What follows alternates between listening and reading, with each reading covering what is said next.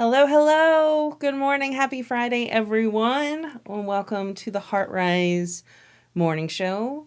It's a little bittersweet. Today is the last day that we're going to be live, but that's okay because most of you are watching on replay. And the HRart Rise Morning Show is still going to be around. So, I'm going to talk a little bit about that in a moment so that you know what's to come and what to expect and how you can still keep getting this weekly inspiration, actually bi-weekly inspiration. But before we do that, I am a little excited because this is my final day of work before I go on vacation. I'm going to be gone for 2 weeks in California. And any of you that are watching that know that you have an appointment scheduled during those next 2 weeks, do not feel guilty. That was my choice to break my boundary to allow us to meet because I thought that it was necessary. But regardless, we are going to California, long overdue. And I have to admit, I keep like pinching myself because I don't believe that it's actually happening. I don't believe that we're actually going to be going after what has happened in 2020. Yeah, I just didn't believe that. So, as I opened up saying, the HRart Rise Morning Show is transitioning and is moving off being a live show to one that I can just focus on the content and recording and giving you those lessons straight up. It's still gonna have, it's still gonna have the stories, the connection, all the content that's here is still going to be here.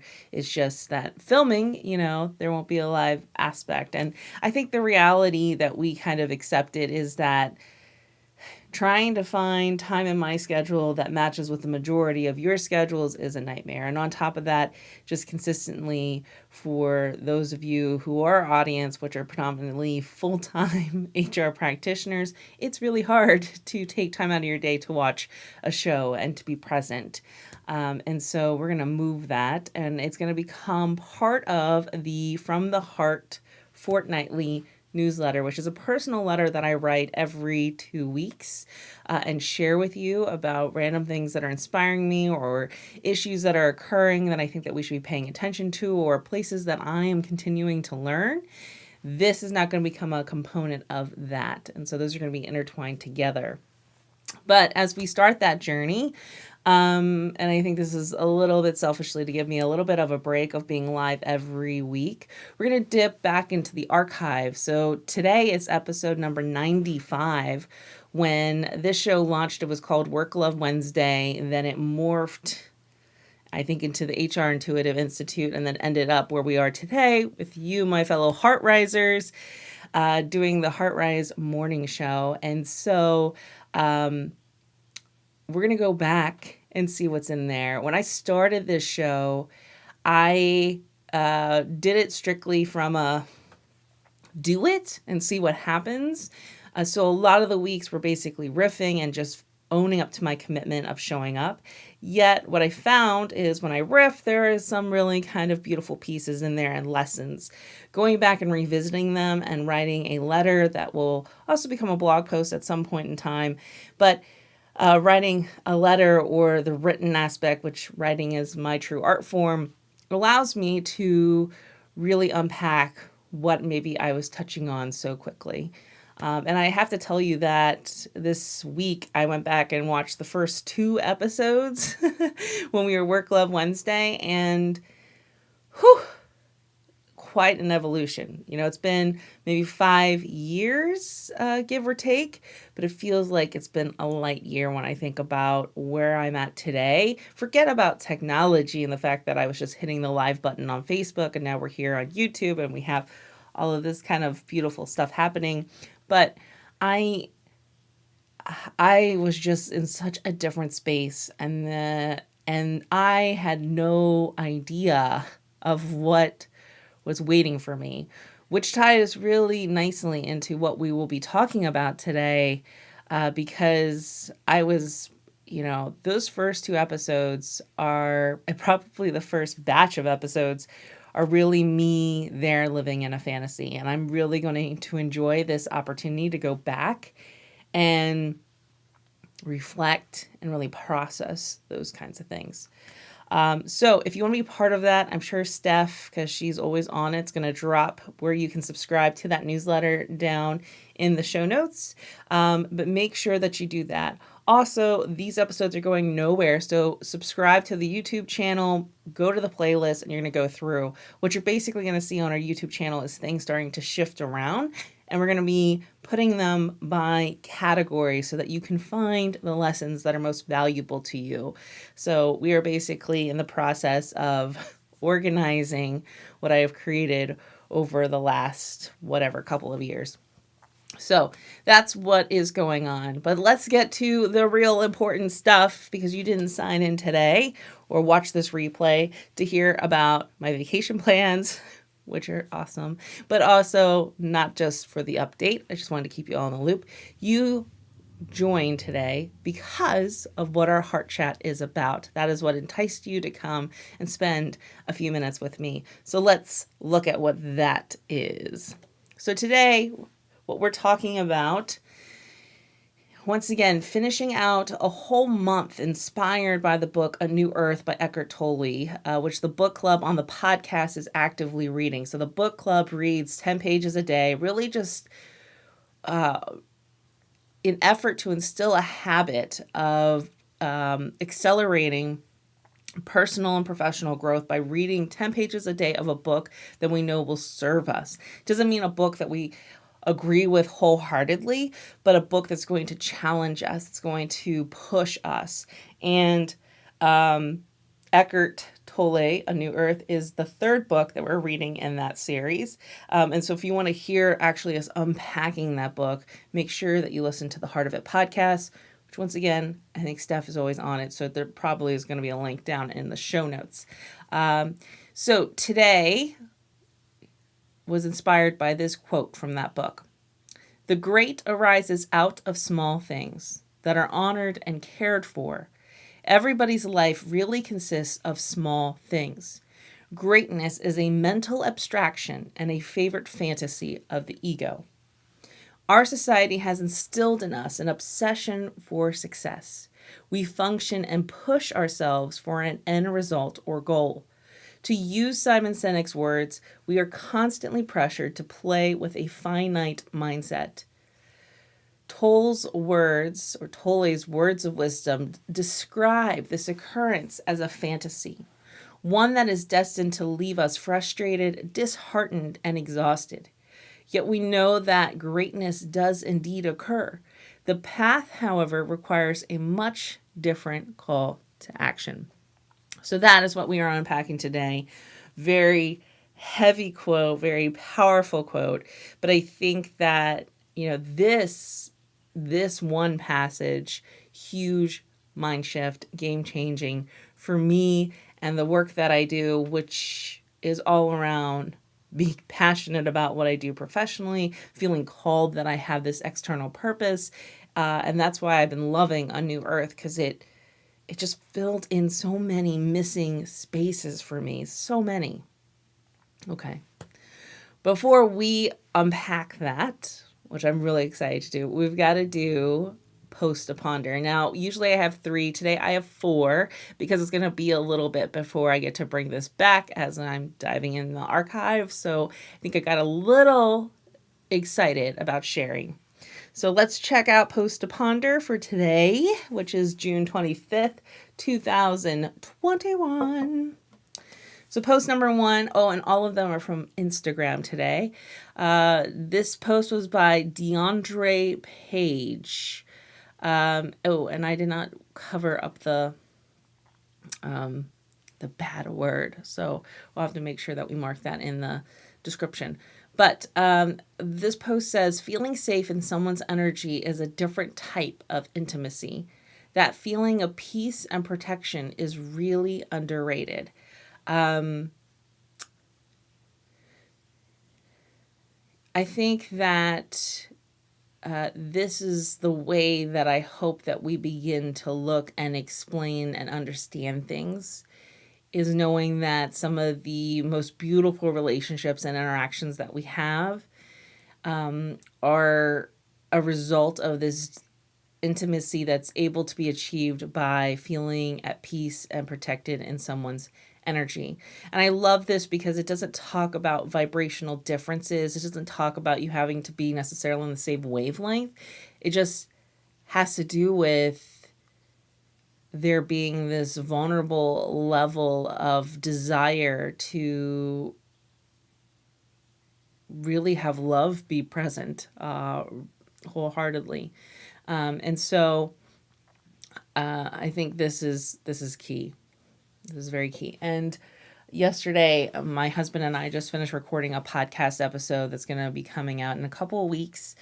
And that episode, I think, really reminded me about that intimacy that was not present in our marriage or our relationship when we first met. I mean, you've watched the episodes, my evolution is pretty much out there for my personal growth. And if you go back, when we met, so we've been married for 10 years or 11 years. So we've been together for 16. If we go 16 years ago, I was not talking about energy. And that energy is the main thing that has been missing from my life in all facets, is talking about it. And that's why I'm obsessed with talking about it now. All right, post number 2 from Sasha Tozy. If you don't follow Sasha on Instagram, I think that you should, because she posts and it just serves your soul time and time again. This post says, depression, when not judged, is an awakening.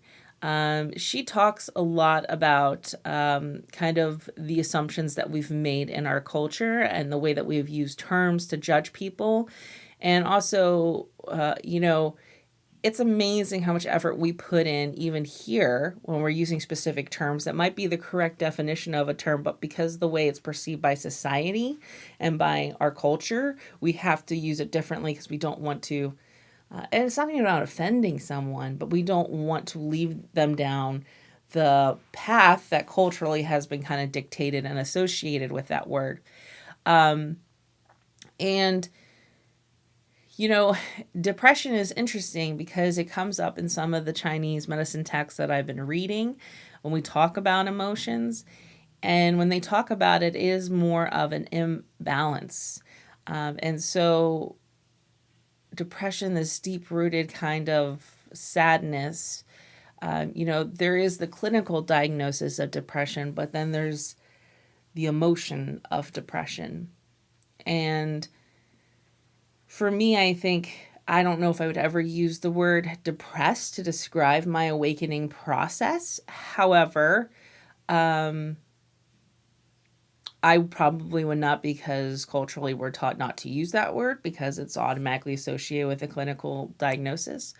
But as an emotion, going through and doing this personal work and seeing things, it can put you in a place that is almost heart-wrenching, gut-wrenching. I just finished facilitating an 8-week program called the Disengagement Detox, and watching these practitioners kind of come to that same conclusion that there is a sadness that's much deeper than just being sad associated when you start to have an awareness and seeing things through a different lens. So number 3, Rekindle Retreats. I'm not sure how I started following them, but they are, this is associated with a music group, I'm pretty sure. This was advertising a new single, but whether this is a lyric, which I think it might be a lyric from this song, Yahweh, but it says, I've been hiding in my mess, but you keep calling me closer. And I think, once again, this linked with the previous post. I know me personally, I always feel like I'm hiding in my mess. And whatever your belief system is, God, source, the creator, spirit, your inner strength, when we're doing this kind of work, when you're living a connected life, you feel this tug, you feel this pull, you feel this resonation, vibration that creates this level of peace and harmony, that things are going to be okay, no matter how easy it is to come up with excuses and to hide in your fears and to make this big, messy, chaotic surrounding. And there's this peace that is just on the other side when we let go of all of that. And finally, post number 4 is by Lovey, and this is a doozy. This came up yesterday, I think, and I read it, and man, did it hit me as a mom, but it hit me as a daughter. But here we go. Your children did not come here simply to fulfill the dreams you had, but didn't see realized. I'm so thankful to my mom for trusting me with my life and not thrusting her failures on me as expectations I had to fulfill. Such a gift. I think about parents who will rule their parents with an iron fist, dictating who they date, what they do, how they live. How many people have lost the loves of their lives because their parents didn't approve? How many people are miserable today because of choices their parents made? All this to say, disappoint your parents if it means you are choosing yourself. Let them be upset at you, because at the end of your life, you will be the one contending with a lifetime of self-betrayal and misery for their validation, which may still never come. Let me repeat, disappoint your parents, disappoint their expectations, if they aren't aligned with your own. Disappoint their dreams for you if they don't match yours. Honor yourself. Disappoint whoever you have to. Betray yourself less. She is a magician with words and very, very powerful, and I highly recommend that you follow as well. And I'm not even going to try to add to this because there's just so much there. So any of you that are parents, any of you who had any situations that felt like this from your parents, I hope this serves you and gives you clarity and maybe peace to move in whatever direction that you need to. So we're going to move right into our heart chat today. And our heart chat's really focused around that beginning quote that I want to share with you just one more time. So let's emphasize this quote by Eckhart Tolle. The great arises out of small things that are honored and cared for. Everybody's life really consists of small things. Greatness is a mental abstraction and a favorite fantasy of the ego. So where I want to start with is that mental abstraction and a fantasy of the ego. And so when I was thinking about this, there is a story that comes to mind, which I've shared multiple times. So I won't tell it in great depths again, because if you follow, I'm sure you've heard it, but it's that powerful of a moment for me. I think it's even in my book. So my point number 1 is Rome is not built in a day, is a common saying, but all roads lead to Rome is the lesson that I want to share with you. So when I really started the beginning of my journey, and I'm very grateful to the practitioners at Firefly Hollow Wellness Center. So if you know of them locally, that is where I started my healing journey formally. When I got out of my head and my fears, and I was doing it in isolation. So there's a real big difference between your growth journey when you're doing it all by yourself versus when you step out and you move towards working with others and allowing others to add in that learning process. And so when I started with them and started to have my eyes open, I had this moment with one of the practitioners where she asked me a question that said basically, what are you afraid of? You have all these great things lined up. What are you afraid of? And I basically said that I'm going to fail. And she said, fail at what? And I said, getting there. And she says, where's there? And I said, I don't even know where there is. but I feel like I can't even choose the path to get there because I'm going to choose wrong. And she said, all roads lead to Rome. All of them do. There is no path that you're going to choose that is wrong. It's still going to get you there. But life is not about there. Life is about the path there. Our greatness is not defined by the end. In fact, most of us, when we attempt to define the end, define a goal that is limited in vision. You know, I sit here thinking I have this great clarity about what I'm building with my business. Yes, I have clarity. I also recognize that my vision is probably itsy bitsy in the grand scheme of what is possible, of what this path really has to offer. If there's anything that I'm afraid of today, what I'm afraid of is it ending. And that's a huge shift to go from, you know? So I hinted at Simon Sinek in the intro blurb. And Simon Sinek's latest book, The Infinite Game, talks about companies playing an infinite game. Basically playing for strategizing so that your company lasts forever, that your organization, your mission, your vision is fueled for forever. And I was bought into that, yet I fear finite. I fear now that I love this journey so much and I'm loving that it keeps going and it doesn't end. But once again, all roads lead to Rome. No path is wrong. So however this path goes, whether it shifts, whether it winds, is a necessary path that I have to trust is this or something better. There are so many times that we believe that we have it all figured out, or that's the goal, is that we have to figure it all out. And that's not what we're aiming for. What we're aiming for is being here in the moment. And this really goes really nicely into my next point, which is this picture of the boardroom. And there was two things that happened this week that basically reminded me that we have no idea about the greatness that can materialize. We have no idea what we are capable of doing when we live in alignment and the impact and differences that we can make. I heard two stories from two individuals.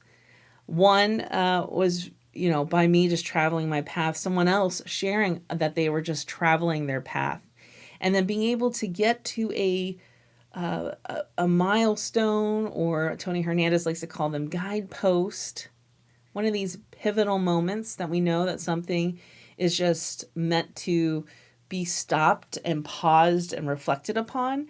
I almost think of it as if you've ever gone to any of the tourist attractions and they're always like, take photo here, great photo opportunity. I think that these are those moments where you're going to get to stop and appreciate and have gratitude and unbelievable humility looking back and recognizing the difference that you made. And usually it's a difference that you never thought you could possibly make, or that you didn't even know that you were doing at the time because you were just going through the motions and focusing on the small things. For me, from a teaching aspect, it's me doing the small things that are needed to generate the educational curriculum. Maybe that's why I'm so passionate from a training perspective about adult learning theory and pushing the design, because those little things that people might write off are what allow us to achieve the goals. And sometimes the goals that so many people have said are impossible to achieve in a corporate training environment. I believe they're possible to achieve We just are not focusing on the small things that are needed to get there. And sometimes we're not given the resources to focus on those small things when we get there. I heard a story from an individual this week who works in human resources in a recruitment capacity. And she shared how she had this moment where she was sitting in a boardroom and they were talking about outcomes and celebrating the team's successes. And when she looked around the room, she had realized that that team that had achieved that amazingness, she had recruited. She had hand-picked / one-on-one, heavily involved deeply with recruiting each of those key players that collectively came together and created amazingness. Amazingness. When do you get to have those moments? You do have those moments, and those are the ones that you want to hold on to. And I hope by me saying this and saying that you have those moments, that you don't just process them lightly. Those are those pit stops on your path that are demonstrating the greatness you are achieving. The greatness by you just focusing on the collective of the small things of integrity, the small actions of integrity that you need to do every single moment of the day.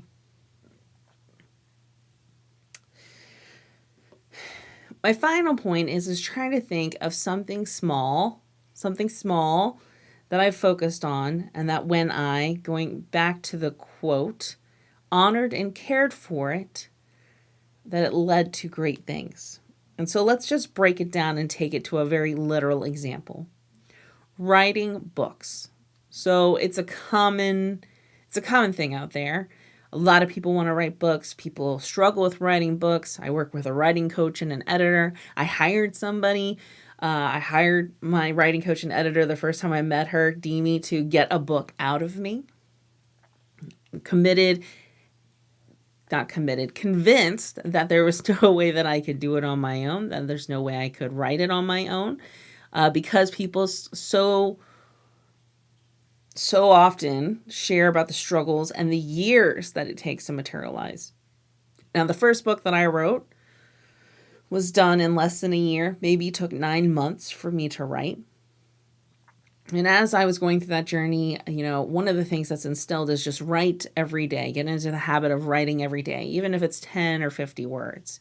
I write every day, and it's at least 300 or 100 words when I'm good in habit. I'm saying that because when I'm good at it, I'm going to laugh, because if Demi watches this anytime this week, she's going to be like, she is not doing her writing goal right now. But when I am caring and honoring it, the actual outcome, the greatness that comes, is this beautiful piece of art, which is my book. HR Intuitive is a perfect example of that. When we were locked down in quarantine, I wrote every day.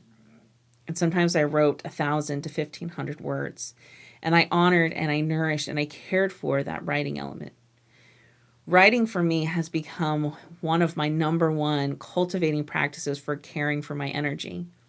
As I immersed myself in Chinese medicine and Qigong, and taking it literally, that cultivation practices had to all look exactly like how we were taught.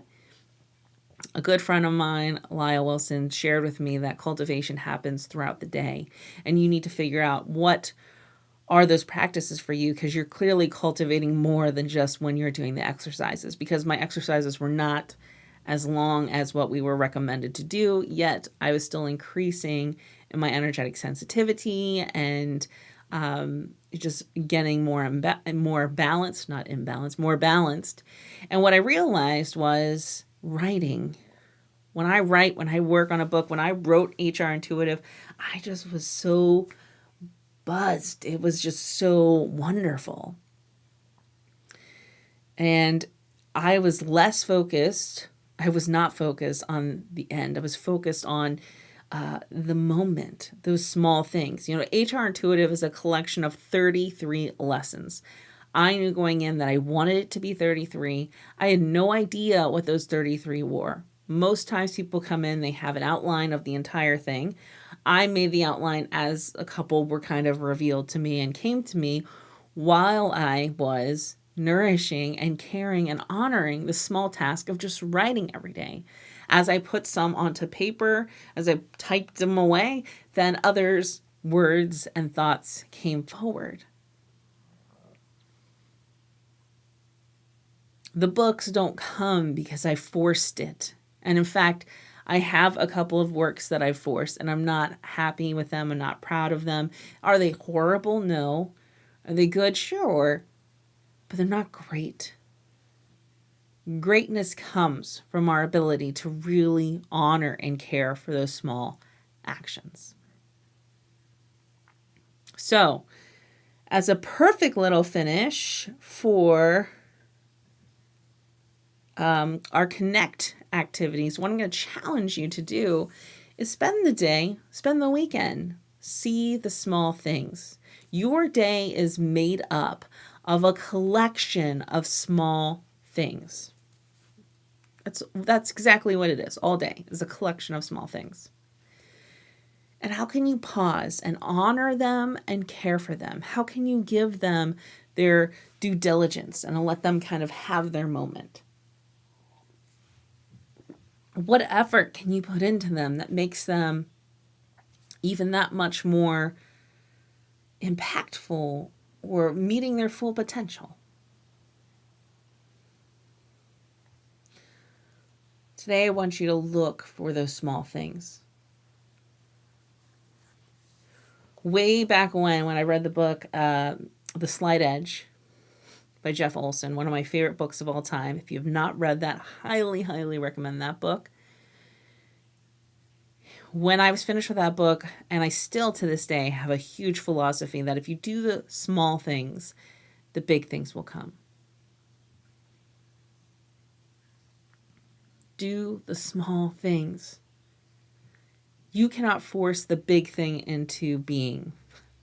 And sometimes if you do that, you force the wrong big thing into being. The small things are going to generate what you want, what you desire, what you hope for, or something better. This or something better. And that's what I got for you today. So I want to thank you so much for those who have tuned in and watched live. I want to thank you to those who come back and watch all of the replays. Make sure that you take time, subscribe to the From the Heart newsletter so that you get these delivered right into your inbox. Totally lost my train of thought, but it gets delivered right into your inbox so you don't miss any episode. And also don't hesitate to come back out to the YouTube channel. All these episodes will be here. And like I said, as we dip back into the archives, we'll be sorting them. And so it will be much easier to find the lessons that you're seeking as you need a little bit of inspiration through your day. So thank you so much. Have a great weekend. Enjoy your summer. And I will talk to you soon. Bye.